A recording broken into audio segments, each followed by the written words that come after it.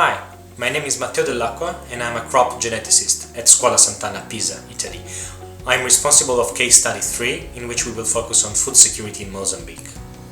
In our case study, we will bring together a transdisciplinary approach, joining climate science, genomics, and social sciences, to develop a bottom-up approach in which we will co-design climate services with smallholder farming communities. We will engage 200 households in the area of Nampula, northern Mozambique, and together with smallholder farmers, we will discuss about what are their needs in terms of climate prediction, climate forecasts, and together with them, we will identify crop varieties which are more adapted to current and future climatic stresses. Putting together innovative approach using genomics and climate sciences to accelerate the development of climate resilient varieties, we hope, together with the farmers themselves, to improve food security in the area.